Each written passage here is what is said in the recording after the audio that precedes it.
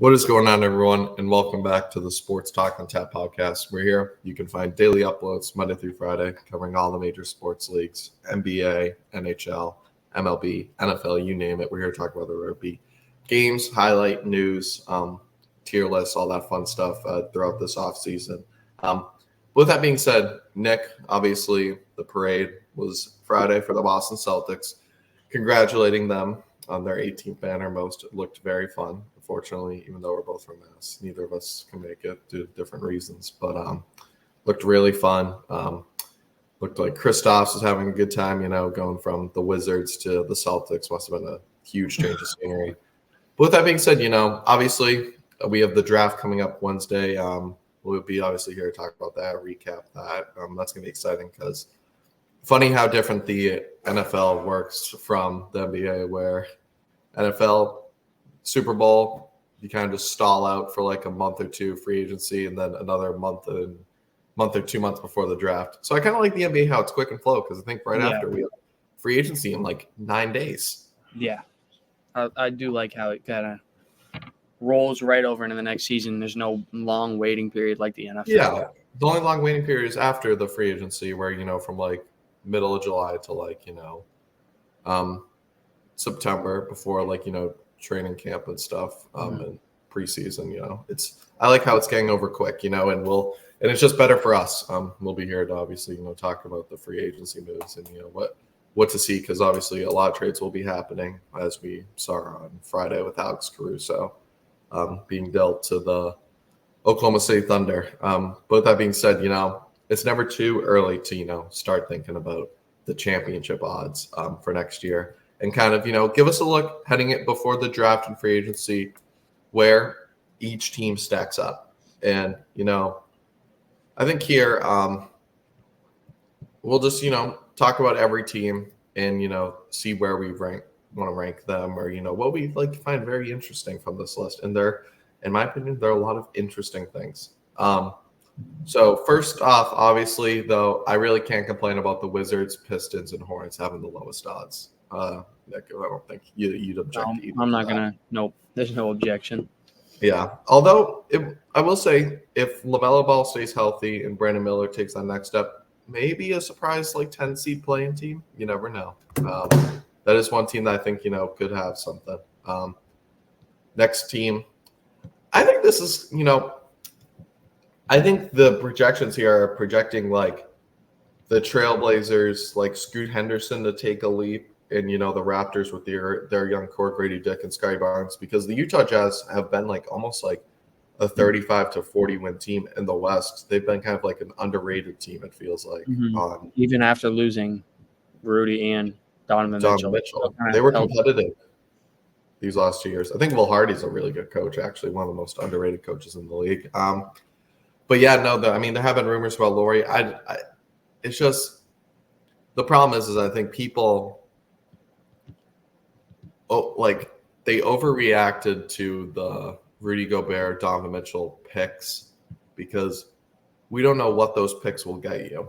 And it's just a matter of, it's just going to come down to can those Utah picks pan out, because that'll take them to the next league. Like Keontae George from last year, can he take another step? And, whatever picks they have this year, will that be able to do something? So I'm just curious kind of, how do they match up and where do they kind of all go? Because I think it's going to just kind of come down to them, because we obviously know Laurie's a good player, but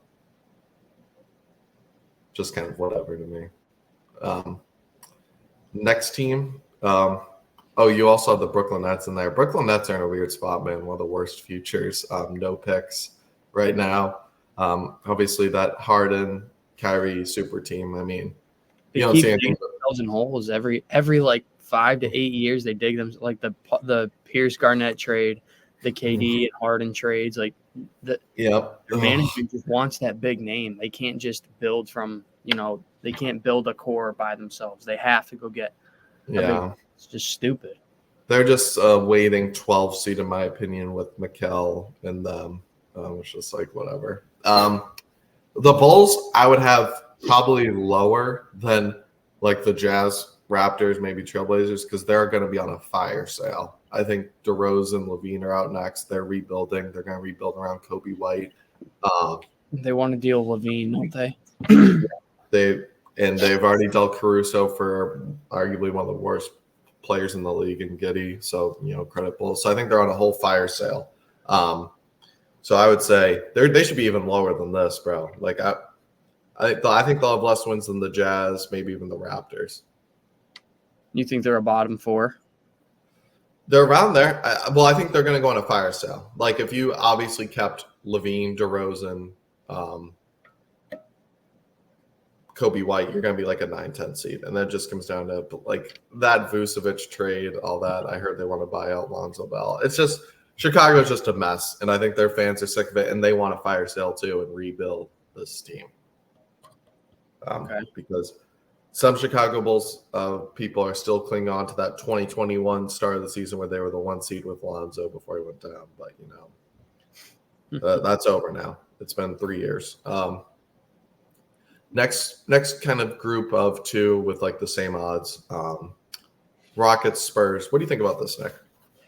I think the Spurs being this high kind of goes to show how good Wemby is and how much they're projecting him to take a leap. I think if they pick up a big free agent, I want to say there was rumors of like Trae Young maybe going there. I think we may have talked about it. I don't know if it would be this offseason or in the future, but if they pick up a big free agent or say they trade for a guy like Zach LaVine, I think those odds jump way up. I think they would be up with like near the Magic almost, maybe a 1 or 2 below them. But I think this kind of just shows how good they're projecting Wemby to be. And then the Rockets are just, well coached. I mean, Ime's, he was a great coach in Boston. He kind of showed how good of a coach he can be with a lesser roster in Houston. But they've got some young guys who, were taken off at the end of the year. Jalen Green, isn't it, who kind of was taking a leap. So, yeah, I think these are 2 young teams. So yeah, 2 very exciting teams, though. And I think you hit it right on the head with Wemby. And I think the Spurs are going to trade for some sort of star. And, they obviously have their 2 picks. So in the first round, I believe. So we'll see about that. I personally would have them both over the next team, the Hawks. I don't get really. I think it's just projecting the Hawks because they're in the East and have like an easier path, I guess, to the finals. But I mean, the Hawks have just been like a playing team kind of, whatever. I think Trae Young or Javante Murray's gone. I mean, they're just bland to me. Like, I like the Spurs more. I'm thinking maybe, like, the reason the Hawks are that high is because they got that 1 pick, so they're projecting that 1 pick to maybe have a big impact and be like a – They could, but, I mean, I've already seen so many rumors about Murray or Trae Young being gone. Like, is that really worth it? Or, like – Maybe this 1 pick is what keeps them around. Maybe they see – Yeah, do they run it back for 1 more year? Because if they did, this would probably be the last year if it didn't work out. They were like a 7th or 8th seed, and do the Spurs have a lot of like cap space and stuff? I don't know, a ton of NBA market stuff. Believe so. Yeah, I feel like it's a big market though, so they could definitely like their highest paid player is Devin Vassell. He's making 20-something million. But they just got so much trade capital. They have such an interesting team, and we start the back half of the year how good they could be once Webby settled in. So. We can pick up where he left off. And we saw Jalen Green, the Rockets, get super hot at the end of the year and almost make the play-in. So credit to them. I feel a little bit disrespected by Orlando next. I think Orlando should be a lot higher on this list because they were super young last year, was 1 game, 1 half away because they did choke like a 20-point lead to the Cavs in Game 7. But I'm expecting – maybe it's because they haven't done it yet, but I'm also expecting them alone to trade for a star. Like there's been rumors maybe a Paul George sign and trade, which would be interesting. But either way, you don't rush this. If you don't rush this, you still have Paulo going only into his 3rd year. You still have the Wagner brothers. You still have Jalen Suggs, who's been getting better each year. It was a 40% three-point shooter this year. You still have Anthony Black going into his 2nd year. So I feel like this is a little bit disrespectful to the Magic because – to be honest, I think, they could have put up a better fight against the Celtics than the Cavs did, and they were a top 5 seed, and they were one of the youngest teams in the league. I definitely agree with you. I think they should be like right below the Pacers. I think the Grizzlies are very high. I know they had a lot of injuries, like we said, but they look bad without without Ja. And Grizzlies are high. I think Pelicans are whatever, but I like the Magic over the Pelicans and Kings because personally, the Kings just got swept in the first round and was the last team in. And there's rumors they're trading away Brandon Ingram. So what the hell's the point? And for people that want to say Zion is never on the court. The healthiest he stayed was this year, and he unfortunately couldn't play in the playoffs. So it sucks, but until he's healthy, I'm not like buying any Pelican stock. And the Kings are just.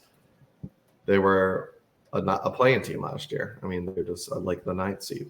It's like, I mean, the Magic had a much better season than they did. And the Kings, they don't have the cap space after re-signing Malik Monk. It's just kind of, can Keegan Murray and, their draft picks, work out. That's what they're kind of banking on. So I like the Magic ceiling a lot higher.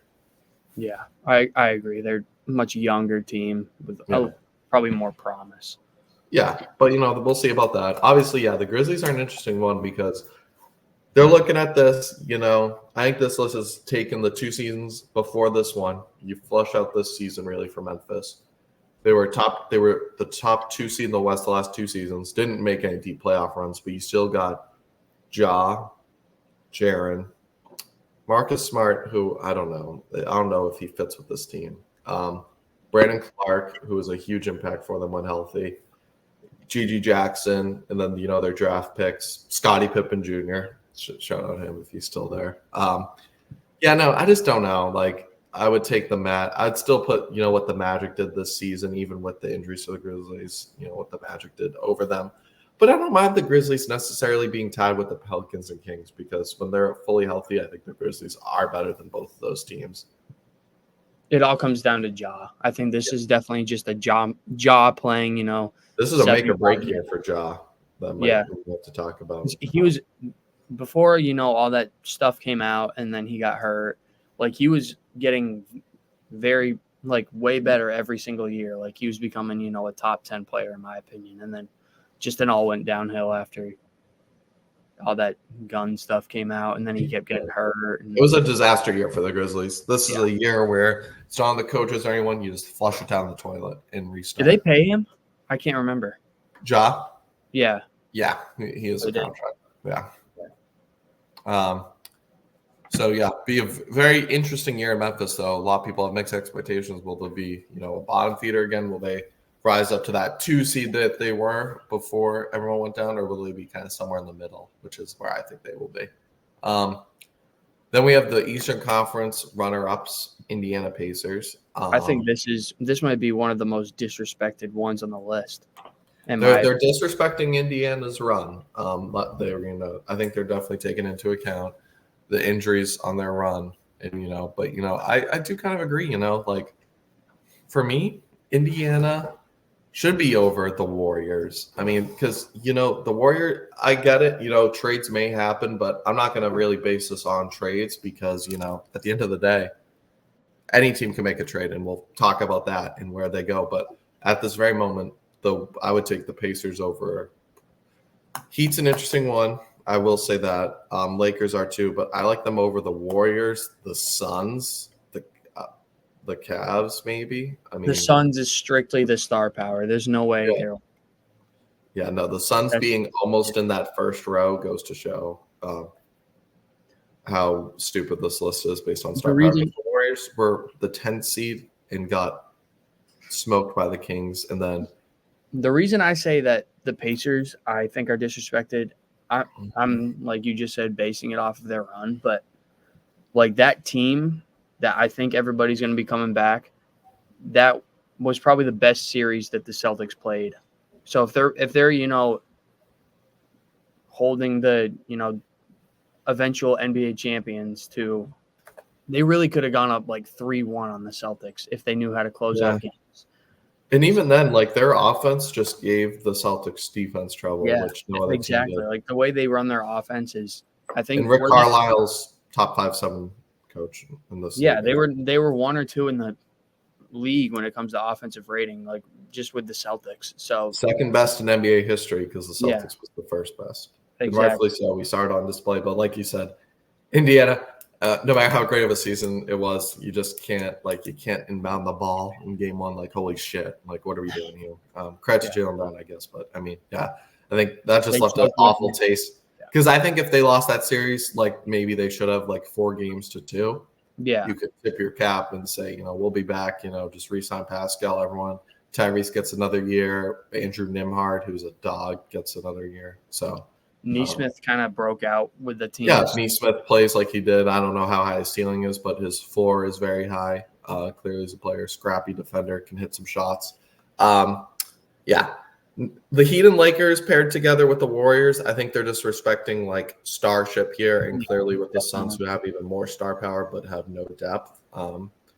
So the Heat teams, aren't they? Yeah, like the Heat are always a what if. I mean, you can tip your cap to Jimmy Butler being injured and what's his name? Who else was injured for them? Terry Rozier. But at the end of the day, they've been an A seed the last 2 seasons, and one of them they obviously did go to the finals. But another year, Jimmy Butler getting older. How far can you go with just this core? I have very, very huge question marks about that. And then the Lakers should be an interesting team. Obviously, the JJ Redick news if LeBron obviously should be staying. AD, it's a good team, but I think they are where they are. They're not a regular season team, and they're hoping for a deep playoff run. But they obviously got an awful draw with the Nuggets, who just have their number. Lakers is kind of whatever for me. Like I don't mind that spot for them, honestly. And then the Suns are just, like you said, I think solely star power, and they're just trying to. They don't have anything to do. They're just trying to run the ship back, get a better coach and offensive mind Budenholzer, and see what happens, I guess. Mm-hmm. Although I will say, well, I know, me and anyone listening to this, I love Coach Bud as a coach, and I think the offense could get better. And I'm not one to I'm not going to overreact to how bad the Bradley Beal trade or KD trades were, giving up all that stuff until after this season, because, Nick, I was in the same spot a year ago when we lost in the first round in 5 games, got gentlemen swept with the Rudy Gobert trade. Everyone called it the worst trade ever. And then, next season, everyone's healthy because they did have some injuries throughout the year, but everyone's healthy. You run it back. Not saying they will have like a Timberwolves type leap, but I'm always going to give trades 2 years before I overreact to them. Okay, that's fair enough. Fair game. It's tough to I know Phoenix Suns. Bad trade. I was in it a year ago. Everyone called it a trade, and I was like, just let it work. Cat missed a lot of games. Bradley Beal, Devin Booker, KD, they were all in and out of the lineup, especially Bradley Beal, and they might still be. If it's next year, then 2 years. 2.5 really with KD. I'm done. Is Beal going to be their third scoring option? I think so. Because I was going to say the thing about the Rudy trade is that they definitely got him for his defense. Like they got him to anchor that whole defense down, and I think that's way different than. Yeah, but it just everyone called it an awful fit. They called it Rudy Gobert's defense was even washed. They were calling that because he was getting cooked, but part of it was he was dealing with injuries from, I think it's like the Euro League or whatever it is in the summer that they were playing with. He admitted he came in kind of tired, and it just didn't look right at all. And there was that Carl injury, so him and Carl never fit quite well. So it was a mess. So the Suns, Bradley Beal was in and out of the lineup. And you're right. But, can Bradley Beal just be that consistent third scoring option? It's a different role. But if he can be that, like we know him to be a great scoring option, it'll be interesting. And just can someone coach this team to, fit it around. I still have some major question marks about this defense, but, getting swept in the first round is obviously, a huge disappointment. But I just want to give it one more year before I criticize anything. That's fair. That way, if the Suns are really good next year, I can call myself. Look back. I can call myself a genius. I'll give you that. The Cavaliers, I don't really have any problem there. They're just kind of there. I'm curious what they do this offseason with Jared Allen, Donovan Mitchell, obviously, hopefully Donovan Mitchell signs an extension, but you still got Mobley. You got some interesting pieces. And in the East, I think they're like, they're around where they should be. They're kind of like a top 4 seed that, can make the second round, but how far? I think they're a really good team when fully healthy. Like I watched them, throughout the regular season, just in the games they played against the Celtics, because those are really the ones I watched. And they played the Celtics really tough every time. and they beat them a few times, in late close games. So that playoff series was kind of, like I don't look. Yeah, it sucked with the injuries with Donovan Mitchell. So. But it would have been a way closer series if Donovan Mitchell could stay on the court and Jared Allen didn't play well.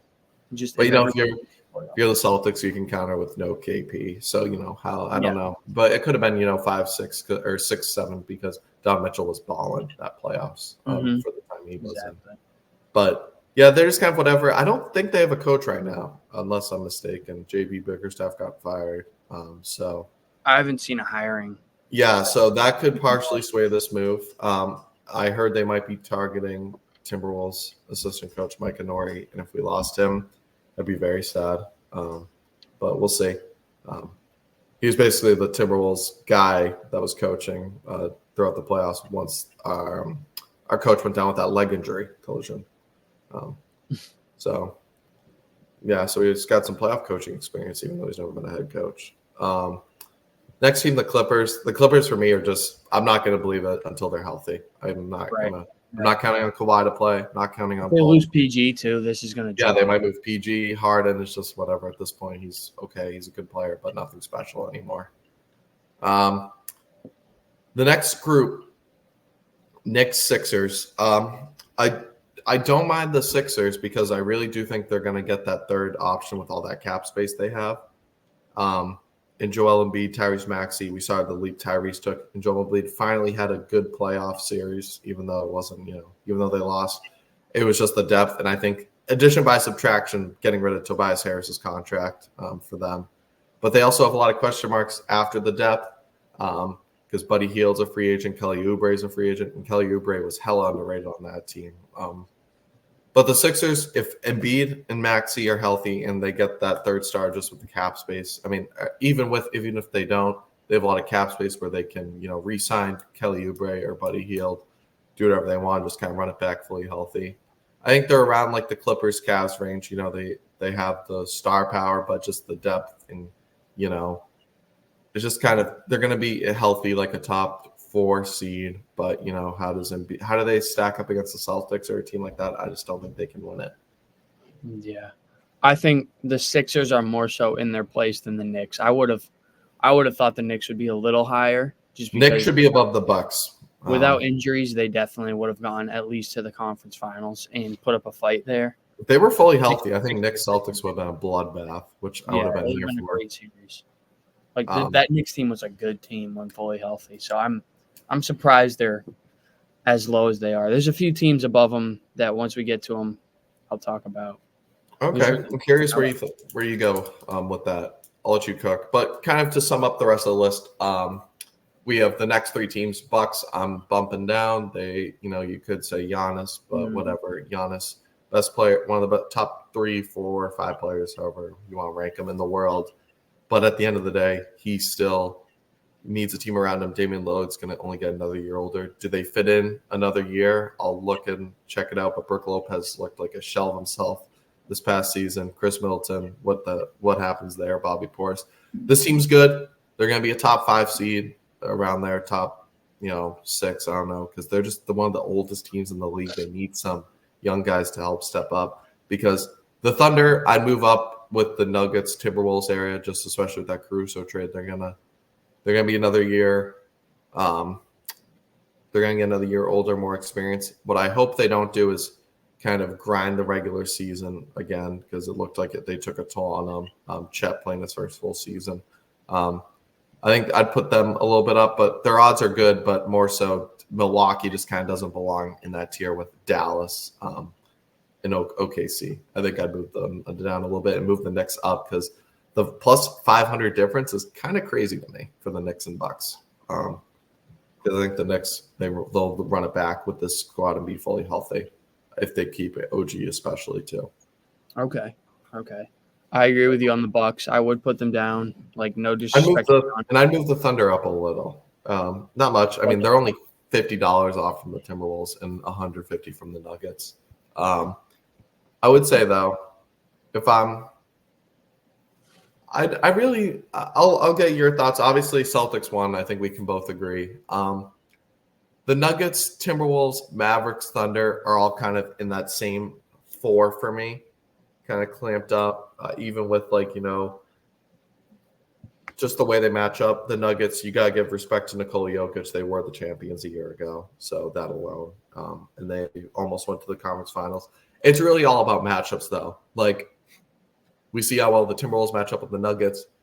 We see how poorly the Timberwolves match up with the Mavericks, but the Nuggets match up, I think, great with the Mavericks. And I think, Thunder, Timberwolves are kind of around the same area. For the Mavericks, you're going to run this back with your core.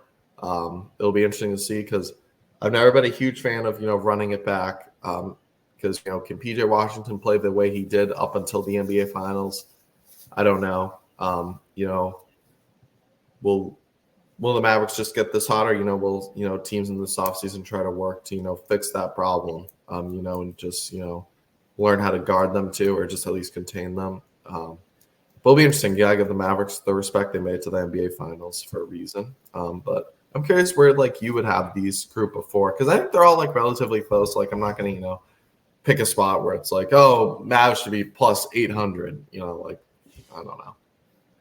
It's funny you say that about the Mavericks because they were one of the teams I would actually move down.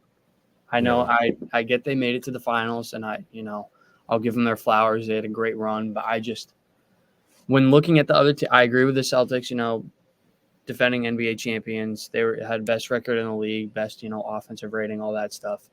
I agree with the Nuggets. I think they just got tired on their run, going back to back is so tough to do. The Timberwolves, I also do agree with. They made it, conference final. Just kind of, are such a young team that they probably didn't know exactly how to win yet. But I think it's similar. Yeah, next year. Yeah. But the Mavericks, I would put down. I would put the Knicks up, Oklahoma City up, Milwaukee down, Mavericks down. I don't think I'd put the Mavericks down to plus 1,400 or whatever, but maybe down to 1,100. I know. I'm just trying to gauge. I would even I do agree with most of that. Yeah, I think Dallas might be a little bit worse next year.